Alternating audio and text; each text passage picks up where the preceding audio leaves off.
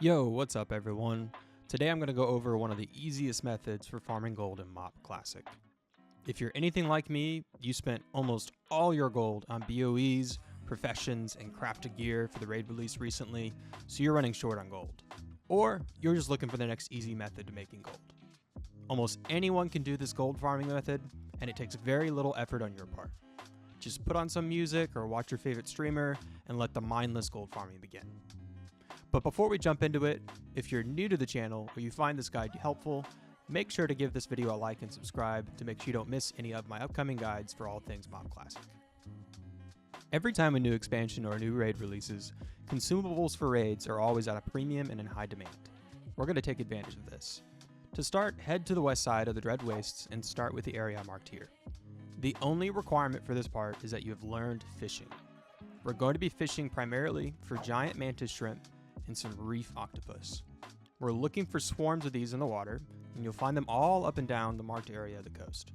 You don't need a specific level of fishing because you can actually fish for these at any level. Just make sure your bobber is in the swarm of fish when you're fishing. You should get about 3 or 4 giant mantis or reef octopus from each swarm. Make sure you have particle density, liquid detail, and environmental detail maxed out so you can see these swarms very easily.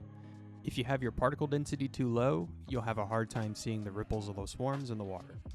Fish in every swarm you see up and down this coast. After an hour, I was able to get this. And after 2 hours, I managed to get 11 full stacks of giant mantis shrimp and 5.5 stacks of reef octopus. I also got a decent collection of cloth and other crafting materials because you have a chance to get sealed crates as you're fishing. These will sell for a nice extra chunk of change we'll add to our total at the end. Once you're done fishing, we're going to head to Half Hill in the Valley of the Four Winds. From here, we're going to need to have learned the way of the grill and have our cooking skill at 575. Cooking is very easy and fast to level in MoP Classic. You can buy all items you need straight from Sunshine Iron Paw until 520. Once you have 575 cooking, you will want to learn how to make black pepper ribs and shrimp from the Way of the Grill cooking trainer.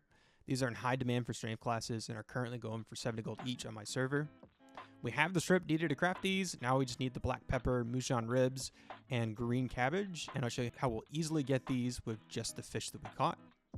Find Merchant Chang here in Half Hill and buy some empty giant mantis shrimp containers and empty reef octopus containers. We're going to fill these with all of our stacks of reef octopus and a few of our stacks of giant mantis shrimp. After you fill these containers, there will be bundles of groceries. We'll turn these in with Nam Ironpaw in exchange for Ironpaw tokens. He has a repeatable quest called Replenishing the Pantry, where we can convert some of the fish we caught into the ingredients we're missing. He's standing right next to Sunshin Ironpaw there in Half Hill. After you have enough tokens, buy some bags of green cabbages, black pepper, and Mushan ribs. From what I fished earlier, I was able to create 70 black pepper ribs and shrimp. Of course, this will vary depending on what they're selling for on your server, but they're going for 70 gold on my server right now, so we can calculate this out to be about 4,900 gold, and after selling the extras from the sealed crates, I managed to get 5,000 gold in roughly 2 hours of farming. That makes this method about 2,500 gold per hour. It's very simple, they sell fast, and you can do this method pretty mindlessly. Final tip, to save yourself some of the fish, I'd recommend doing the beginning cooking quests in Half Hill for each cooking type to get some Ironpaw tokens to start. That covers it for this simple gold farming guide. I know it may seem intuitive, but I figured I'd share what I've been doing to make some of my gold back. Thanks for watching, and God bless.